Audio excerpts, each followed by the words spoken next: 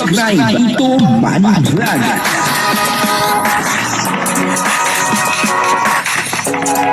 Payagan po si Tito Manny Vlog na mag-reactor para pambiling gamot sa kanya pong karamdaman. Sobrang bait naman talaga ni Kalinga Pedro. Sa huling pagkakataon ay muling pinuntahan niya itong babae upang sa ganun ay maayos niya. Kumbaga ay kung anumang problema ay talagang malaman. At maging maayos po ang lahat sa huling pagkakataon. Pero hindi po maganda ang nangyari. Medyo masama ang nangyari sa pagpunta ni Kalinga Pedro. Papanoorin po natin yung video at siyempre bibigyan po natin yan ng konting reaction. Pero bago po yan, ako muna po bumabati sa inyong lahat ng magandang umaga, magandang tanghali at magandang gabi sa inyong lahat mga kapatid. Saan man kayo ng panig ng mundo naroon ngayon ay mag-iingat kayo palagi at napagpalain kayo ng ating Panginoon. Maraming salamat din po sa patuloy na tumatangkilik sa aking YouTube channel at nanonood sa aking video reaction. Patuloy lang po natin suportahan sila Kuya Bal Santos Matubang, Kalinga Prab at Ed Vlog, Jack Tapia at syempre yung mga kasama ko pong reactor sa Kalingap. Ganun din po yung mga charity vlogger na Kalinga partner. Ito po yung video na kung saan ay muling binalikan ni Kalinga Pedro upang makipag-ayos at malaman niya kung ano po talaga ang totoong dahilan kung bakit ganito ang nangyari. Pero medyo masama po ang nangyari kaya umalis na lang po sila. Panoorin po natin yung video at ang kabuuan po ng video ito ay mapapanood po natin sa YouTube channel ni Kalingap Edu. Galit sa pagpaalis-alis niya? Hindi ko rin po alam. Napaalaman po kami din minsan.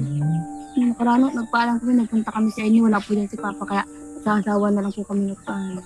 Hindi itong huling pagpunta kalahana. Nagpaalam po kami. Paalam po kami nun. Kaso wala po si Papa.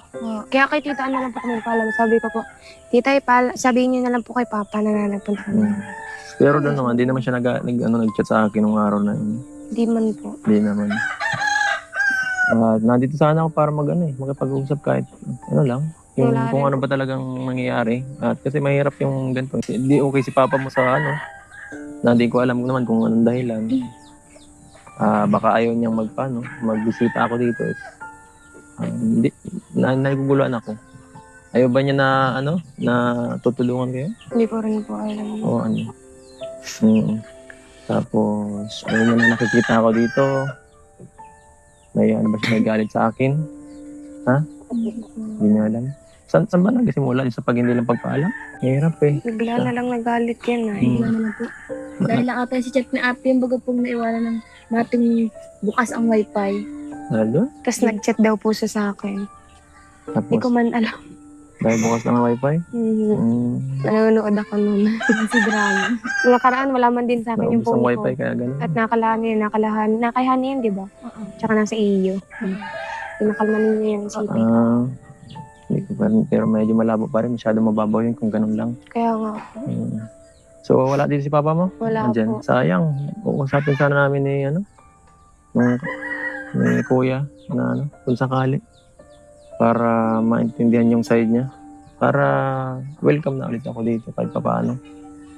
At mahirap yung ganito. Pag balik tayo ay Laging may wala. konting samaan ng loob. Mahirap yung ganun. Tapos, balita ko nag-live ka daw sa GC o si Janelle yun. Si Janelle po. Janelle, bakit ka nag-live sa GC? Sabi kasi ni Hana, may samaan daw kayo ng loob. Ano nangyayari, Janelle? Malbi daw, pag nag-live ka na daw. Po kasi, nagpunta kami dito, di na kami fight lang din. Nag-live po. Akala mo, hindi na kita tutulungan. Nung simula nang umalis, nung nag-live, pumunta ako nung wala ka. Bakit naman? Bakit mo naman naisip yun? Kasi sabi nila nung sabi niyo Ikaw lang tinatanong. Na? Nung nagpunta po kayo dito, kala ko po last na punta niyo na lang dito. Ayun, live na po ako. Tayo. Ay.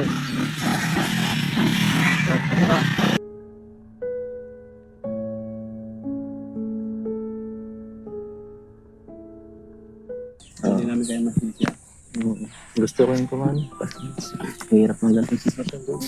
Wala si Lola Wala yung isang tagapamagitan. Yog, sino kaya? Chat mo na lang ako, Jovelyn, kung ano.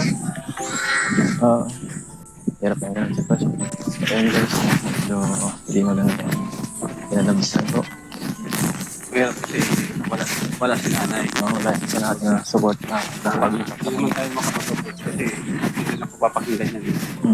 Una, Kilala. si nanay kasi yung may right. Kumbaga wala tayong karapatan. Yes. Kaya lang, siyempre, gusto nga, para namin kausapin ni Ed. Kaya ka naman sabi ko nga, wala tayong karapatan doon po. Lalo na wala si nanay. Ngayon, kung nandun sana si nanay sana yung magsasabi, tapos saka tayo magpapaliwanag. Kumbaga. Oo.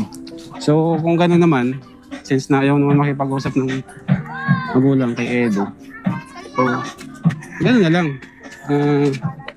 Wag Pilit, no? wag nang pilitin na tulungan kasi kung ayaw ng magulang. Tama. Hirap kami. Baka tayo mapasama, no? Oo. Sir Rollins, siguro, stop na muna natin yung pagtulong kay Jovelyn. Kasi yun nga, ayaw ng family, ng kanyang father, magbigay. At mahirap na guys. Pero, mahirap na yung baka tayo nang mapahamak sa mga nangyayaring to. Hindi ko alam kung dahilan dun sa pag pinapapunta natin siya at pag nagbablog sa amin. Baka dun yata siya na medyo na off. Although wala naman akong bad intention. At yung lugar kasi nila Jovelyn medyo malayo. At kung sila magko-commute, yun lang talagang pinaka makakatulong sa akin kasi mapagod po mag-ipon ng mga tinutulungan ko nga po lahat na mag-aasikaso. Watch 2 episodes, earn 2,000 coins. Watch 10 episodes, earn 10,000 coins. The more you watch, Yun lang talagang pinaka makakatulong sa akin kasi mapagod po mag-ipon ng mga tinutulungan ko nga po lahat na mag-aasikaso. At kung yun na talagang gusto ng pamilya, ng tatay, hanap na lang tayo ng ibang pwedeng mabigyan ng tulong kasi hindi naman tayo namimilit ng tao para kung sinong tulungan. Kung ayaw. Kung gusto. Patuloy lang tayo. Kakasad lang kasi mabait na bata si Jovelyn. At yun nga. Kahit pa paano, napalapit sila sa akin. At yun bilang si RT Vlogger. Dito na lang kaya kong ibigay. Medyo malungkot yung pagpaano natin yung vlog kasi baka ito na ako din. Chat mo na lang ako, Jovelyn, kung hirap yung ganun sitwasyon. Ayun guys, medyo hindi maganda. Pinalabisan ko. Kaya kasi wala si nanay. Wala sa natin na support na nakapag-usap. Hindi naman tayo makapag-support kasi hindi na po papakinggan yan. Una, Kilala. si nanay kasi yung may right. Kumbaga wala tayong karapatan. Yes. Kaya lang, siyempre, gusto nga, para namin kausapin ni Ed. Kaya ka naman sabi ko nga, wala tayong karapatan doon po. Lalo na wala si nanay. Ngayon, kung nandun sana si nanay sana yung magsasabi, tapos saka tayo magpapaliwanag. Kumbaga. Oo. So, kung gano'n naman, since na ayaw naman makipag-usap ng magulang kay Edo, so, gano'n na lang. Wag nang Pilit, no? wag nang pilitin na tulungan kasi kung ayaw ng magulang. Tama. Hirap kami. Baka tayo mapasama, no? Oo. Napanood po natin yung video, grabe, sobrang bait po ni Kalinga Pedro, talagang nangihinayang po siya. Kasi Kalinga Pedro pa, nangihinayang. Kasi itong ang ama ni Jovelyn, talagang ayaw nang pumayag, na i-vlog itong sila Jovelyn, or ayaw na po tumanggap ng tulong. Kaya dito ay nangihinayang si Kalinga Pedro kasi siyempre marami po siyang balak, katulad po ng nangyari dito kila Hana at Rodelyn, na talagang sa ngayon ay nag-tuition na, full tuition. Grabe, no? Palakpakan po natin si Kalinga Pedro. Sa ganyang edad, at nakita naman po natin, hindi naman po kalakihan ang YouTube channel ni Kalinga Pedro, pero nandiyan, may mga scholar po siya. Kakahanga, na talagang napakaganda ng adhikain ni Kalinga Pedro. Subalit, ito pong ama ni Jovelyn ay ayaw po talaga tumanggap ng tulong mula kay Kalinga Pedro. Ay sana all, ayaw tumanggap ng tulong. Kaya lang ang problema, sabi po nung lola, ito po ay nanggaling doon sa lola nila Jovelyn, sabi po niya, ay wala naman daw pong binibigay ng suporta Ah, tapos ngayon ay ayaw tumanggap ng tulong, ay papaano na? Ano po, yung kanyang mga anak, alangan namang iasa na lang, ano, kila lola, matanda na rin po sila lola. Ano po, ang hangarin lang naman po dito ni Kalinga Pedro ay yung makapag-aral. Etong sila Jobeline nang wala nang isipin. Ano po, kumbaga, ipapasok na lang. Ano po, pero yung kanilang tuition ay ayos na.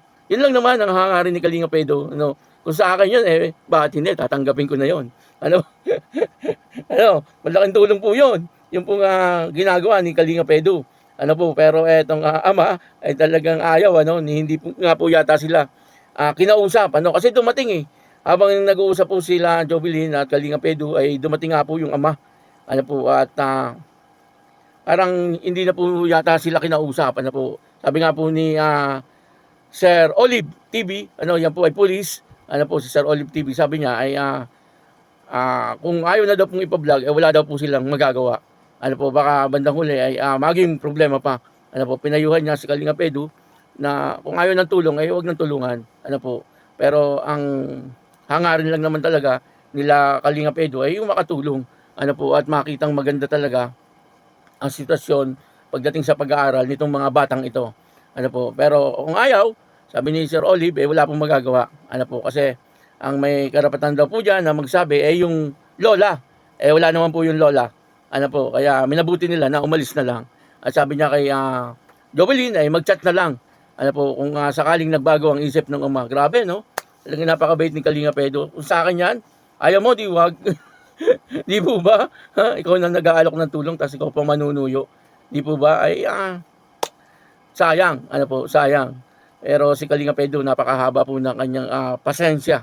Ano po, pagdating sa mga ganitong sitwasyon. Ano po, kitang-kita naman po natin, ano, kung gaano po kahaba ang pasensya ni Kalinga Pedro. Ano po, ayun, ano, dito po ay nakita natin, ano po, na talagang ang hangarin ni Kalinga Pedro ay yung makatulong po talaga siya at makita niya na maganda po ang sitwasyon ng kanyang mga tinutulungan. Maraming salamat po sa inyo lahat at ako po si Tito Manny Vlog na nagsasabing God bless you all. Diyos mabalos.